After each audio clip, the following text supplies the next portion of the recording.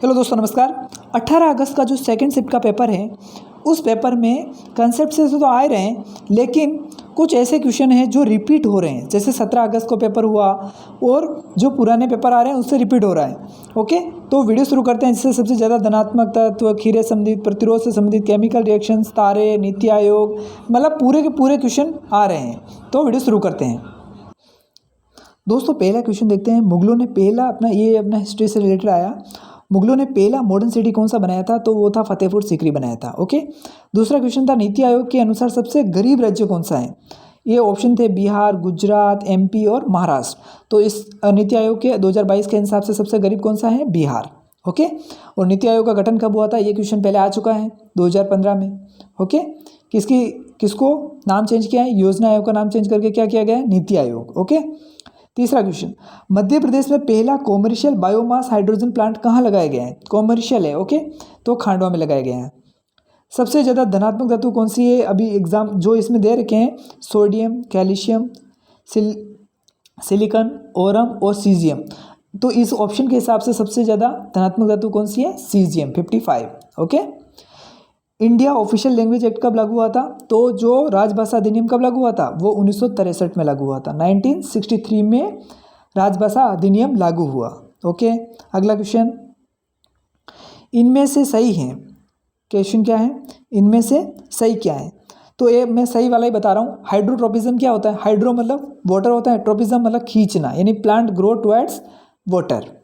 सातवां question, Hyderabad liberty festival में कौन सा देश चीफ गेस्ट था?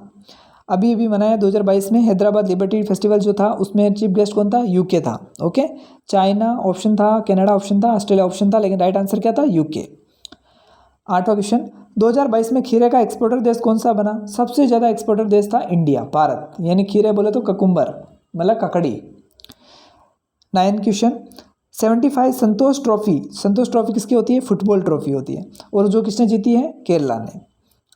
10वां क्वेश्चन, किस राज्य में 2022 तक पंचायती राज व्यवस्था नहीं है? ये बहुत इंपॉर्टेंट क्वेश्चन है कि आज़ादी के 75 साल हो गए हैं, लेकिन अभी तक उस राज्य में पंचायती राज व्यवस्था नहीं है। तो कहाँ नहीं है? त्रिपुरा, अरुणाचल प्रदेश, नागालैंड और मेघालय। तो कहाँ नहीं है? नागालैंड में अभी तक राज व्यवस्था लागू नहीं हुई है। 11वां क्वेश्चन, किसने बैडमिंटन चैंपियनशिप बर्मिंघम में सिल्वर मेडल जीता? तो किसने जीता था? पीवी सिंधु ने जीता था। ऑप्शन में लक्ष्य सेन और साइना नेहवाल था, लेकिन किसने जीता था? पीवी सिंधु। 12वां क्वेश्चन, ओरल कॉन्ट्रासेप्टिव पिल्स क्या करती हैं? ये क्वेश्चन कई बार रिपीट हो चुका है, आपके 17 अगस्त में भी देखोगे, 18 में भी देखोगे। तो ये जो पिल्स क्या करती हैं? Stop ovulation and fertilization. Okay. 13वां क्वेश्चन, राजा मोहन राय ने किसकी स्थापना की थी? तो आत्मीय सभा की स्थापना की थी। ओके।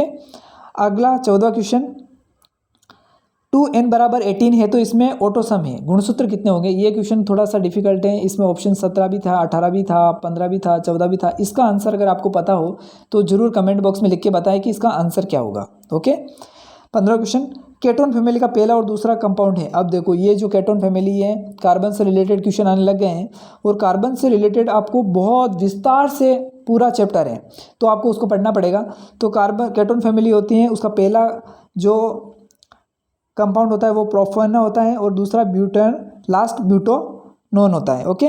और इसका अगर अपने को केमिकल फॉर्मूला पूछे तो CH3CO CH3।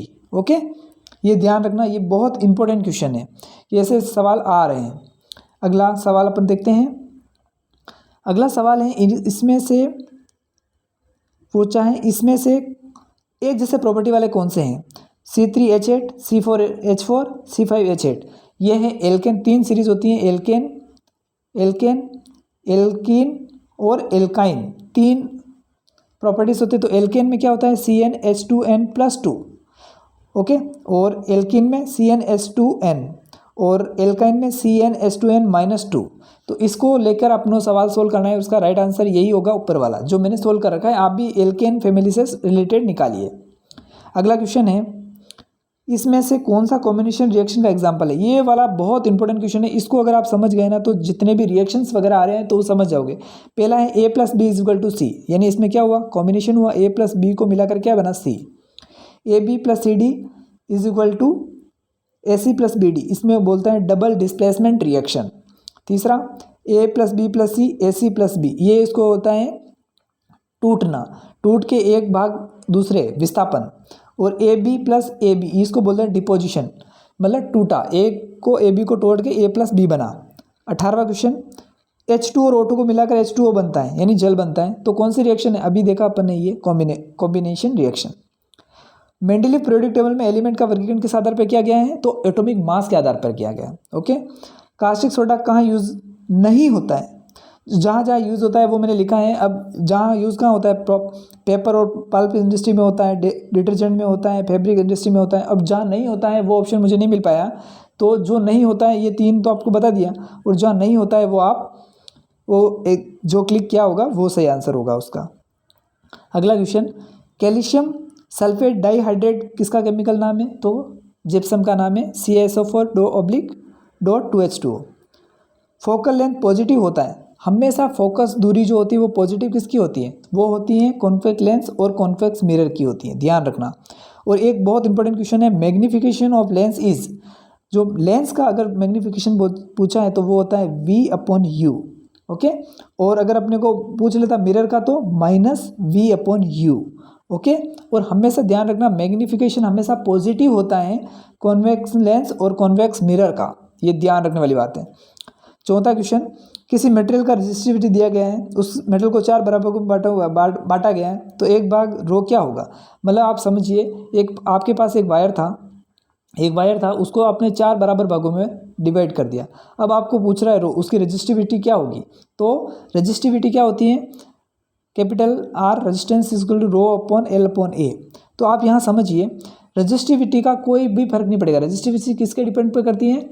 Nature of material पर डिपेंड करती है। ओके, तो सबकी सेम रहेगी। क्या रहेगा इसका आंसर? रो ही रहेगा। ओके, अगला क्वेश्चन है कि प्रतिरोध को पैरेलल भाग में लगाया गया है, जोड़ा गया है, तो इसमें से सही कौन सा होगा? तो इससे क्या प्रतिरोध बढ़ जाएगा? दूसरा ऑप्शन है प्रतिरोध घट जाएगा, तीसरा ऑप्शन है लंबाई बढ़ जाएगी, चौथा ऑप्शन है लंबाई घट जाएगी। समझना इस बात को, अगर अपन ने रेजिस्टेंस को ऐसे लगाया, ओके, तो इसका जो लास्ट क्या होगा? 1/R is equals to 1/R1 plus 1/R2 plus 1/R3 plus 1/R4, यानी रेजिस्टेंस क्या हो रहा है? कम हो रहा है। ओके, अगला क्वेश्चन, एक कोयल है जिसमें 8 टन है। कितने टन है? 8 टन। तो सिंगल टन की तुलना में कितना मैग्नेटिक फील्ड प्रोड्यूस करेगा? मतलब एक तो एक भाग है और दूसरा 8 है, उसको 8 भाग में मतलब टन है, तो कितना मैग्नेटिक फील्ड प्रोड्यूस होगा? ये मैग्नेटिक फील्ड से रिलेटेड भी क्वेश्चन आने लगे हैं, तो समझना इसका 8 टाइम्स होगा। Okay, n। अगला है तारे क्यों टिमटिमाते हैं? तो तारे टिमटिमाने का कारण क्या है? अपवर्तन। ओके, और जितने भी मैथ्स के क्वेश्चन हैं, मैथ्स LCM से रिलेटेड आ रहे हैं, SCF से रिलेटेड आ रहे हैं, नंबर सिस्टम से आ रहे हैं, प्रॉफिट एंड लॉस से आ रहे हैं, और रीजनिंग में आपको पूरे के पूरे मार्क्स लेके आने हैं। रीजनिंग का इजी पेपर आ रहा है। ओके, मॉडरेट लेवल आ रहा है, यानी आप 30 में से 30 ला सकते हो। तो वीडियो देखने के लिए धन्यवाद दोस्तों। अगर आपको वीडियो पसंद आया तो वीडियो को लाइक जरूर करें और चैनल को सब्सक्राइब जरूर करें। धन्यवाद दोस्तों।